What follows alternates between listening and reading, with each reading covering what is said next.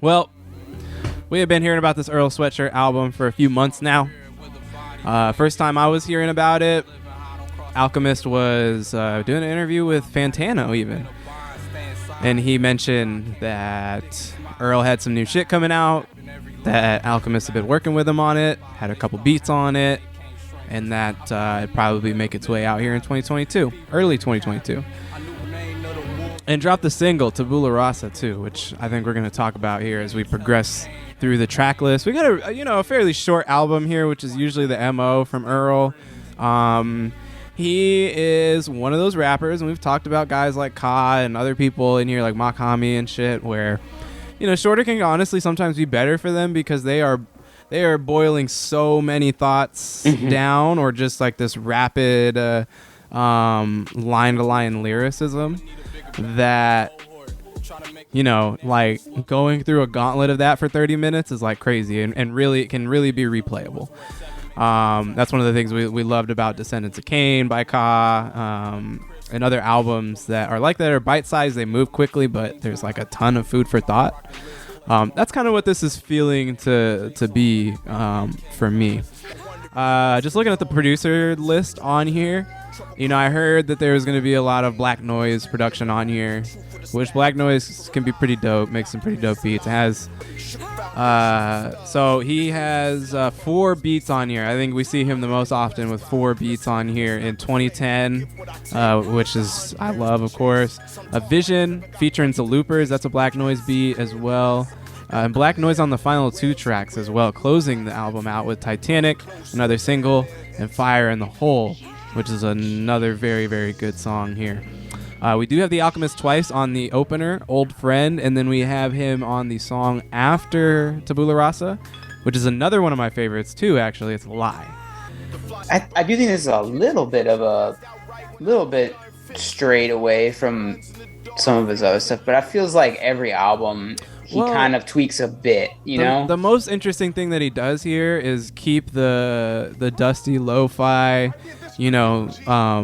looped instrumentals that we've really liked, you and me, out of a lot of the people we've just mentioned that have that style, and the producers that we've mentioned that are known for that style, mixed with honestly, I heard it best said by Dylan Cinema Sai on Twitter, the guy.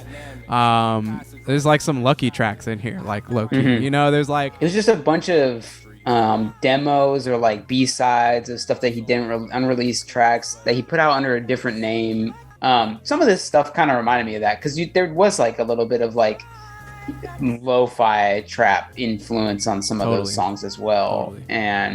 But anyway, going into this album, it strays away from Feet of Clay, and it strays away from some rap songs, but also those albums stray away from each other, and there's never been like a consistent Earl like shit and Doris. Yeah, each one of his albums have been.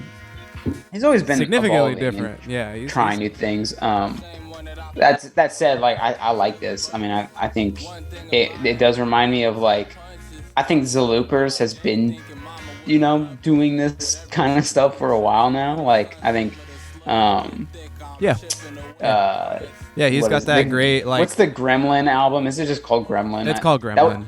There was like, I think that was a little bit of an underrated album, or maybe just like kind of a overlooked album in some ways. But that album has a lot of this kind of like. Or another one that's a great example too, the Valley of Life shit. The Valley of Life is a great album. I appreciate that kind of stuff. I like when things are kind of like disjointed or maybe discombobulated or whatever, but they still sound like cohesive, and a lot of artists that do that well.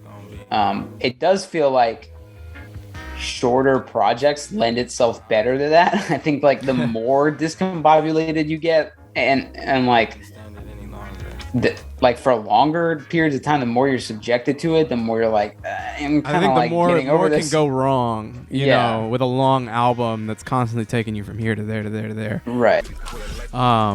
Still, this thing is just like packed to the gills with him rapping and putting a lot of thoughts into, short tracks of rhyme. So this track, this album in general is interesting. I agree with you that there are some songs that don't do it as much for me as others.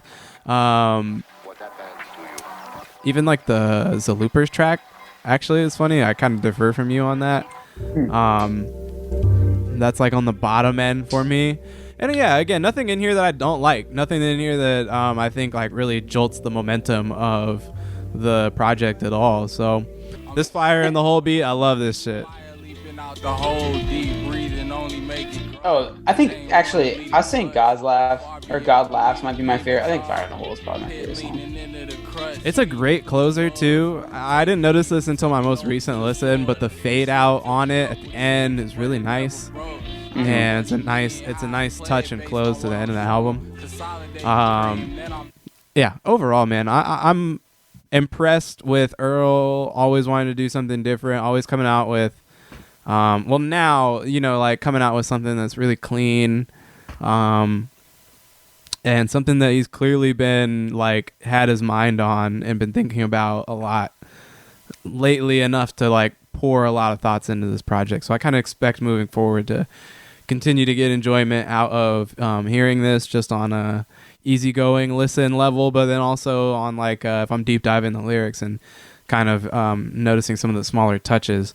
I think there's enough there to get into as well. So definitely let us know what y'all were thinking about the Earl Sweatshirt Sick album. You know, this is usually a pretty exciting deal for music spaces that we frequent. You know, when Earl drops something, people usually flock to it. So I know y'all got opinions out there, so hit me up about it.